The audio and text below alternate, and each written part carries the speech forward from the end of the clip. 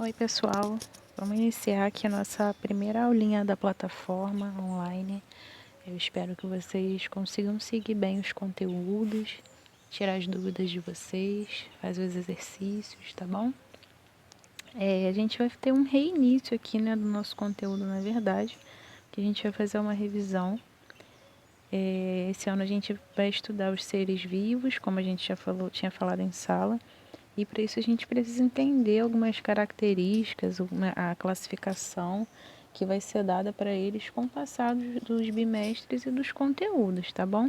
Então a gente precisa inicialmente entender o que são esses conceitos. Então nosso título aí do slide é Conceitos Básicos em Ciências. Vamos começar. Bom, para a gente estudar os seres vivos, eu vou ler para vocês e vou explicar como a gente faz em aula.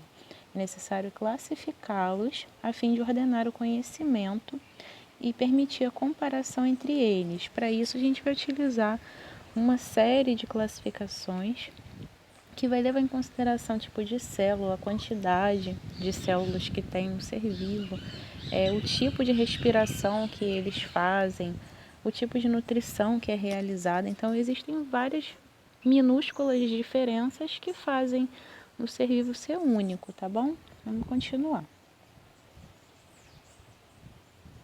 Só para constar, pessoal, as células, né, elas são as menores partes de um ser vivo.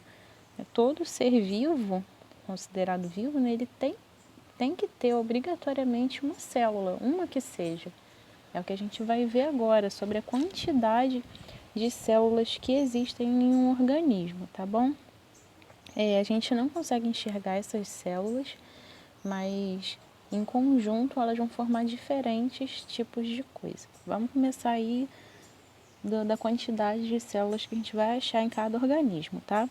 Os unicelulares. Lembra que eu falei para vocês que em ciências as palavras elas já nos dão as respostas? Se você conseguir interpretar a palavra, você já consegue compreender o significado. Então, unicelular. Uni vem de quantas ou quantos? De um, né? E celular vem de célula. Então, unicelular são os seres vivos que só têm uma célula. A gente fala que o exemplo são as bactérias, porque as bactérias foram, né, os primeiros seres vivos a surgirem segundo os estudos. Então são indivíduos, né, são organismos muito precários, muito pobres de estrutura. Então elas tinham que ter só uma célula mesmo para começar uma dada evolução. Depois a gente tem um conjuntinho aí de várias células, né, várias células unidas vão formar um indivíduo pluricelular. Pluri já lembra um plural, né? Plural já te lembra uma quantidade grande. E celular vem de célula. Lendo aí para vocês, os animais, as plantas, muitos fungos e algas, eles possuem muitas células para formar esses organismos, tá bom? Agora aquele cara especial, o vírus, né, que a gente está tendo aí agora a nossa aula online por conta desse indivíduo, do vírus, que é um cara acelular. Né? O vírus ele não tem célula nenhuma. Professora, mas ele é um ser vivo? Não, ele não é um ser vivo, né?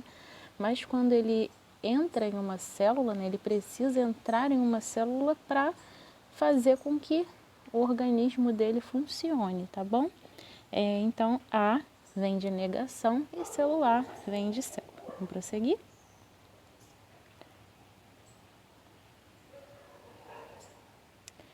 Opa, vamos falar agora sobre a organização, né? Porque tudo tem que ter uma organização, né, pessoal?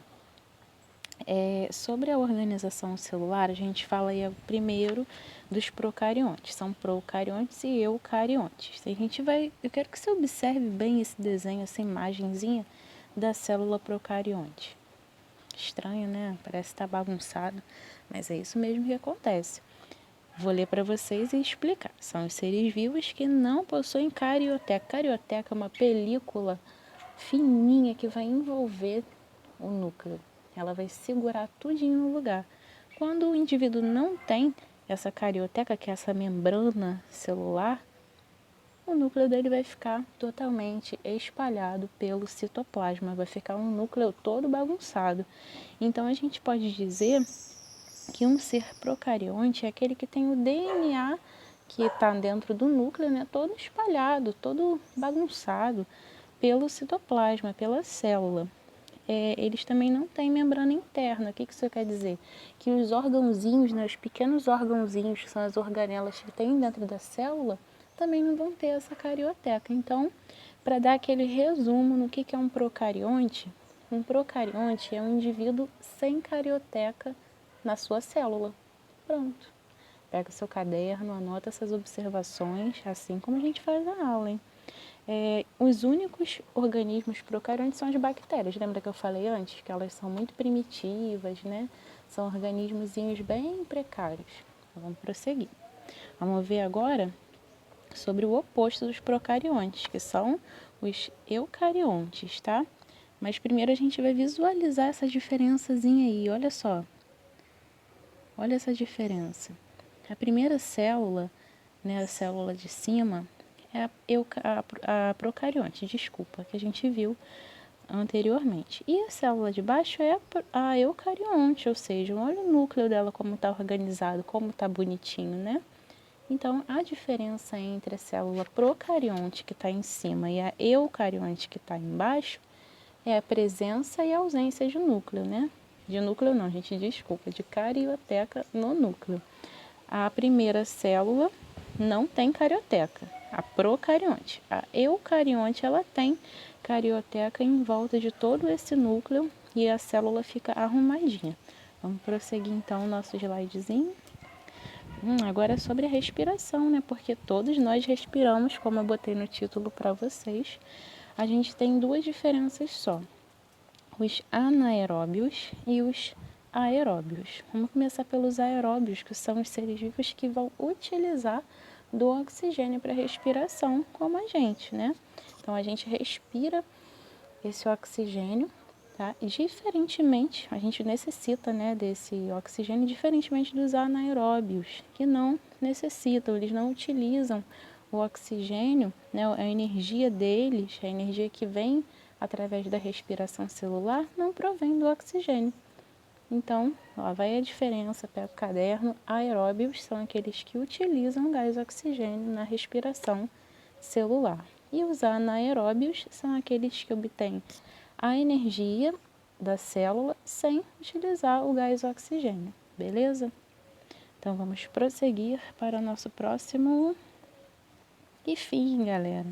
Bom, esse foi nossa videoaula, tá? Eu espero que vocês realizem as atividades que eu vou propor aí. Eu vou botar uns vídeos também que são interessantes, tá? Sempre que alguém tiver alguma sugestão, assim como a gente faz em sala de aula, eu vou esperar as sugestões de vocês, vou esperar as atividades, as dúvidas, tá bom? Vamos juntos aí nessa. Vai dar tudo certo, já tá dando tudo certo. E eu sei que vocês são super dedicados, tá bom? Sempre procurem ler texto, procurem fazer as atividades do capítulo no livro, tá? Procura qual assunto a gente está trabalhando, vai no livro, relê, faz um resumo, tá? Sempre para fixar o conteúdo. E sabe que sempre pode deixar perguntinha aqui na plataforma, tá ok? Um abraço, até a próxima.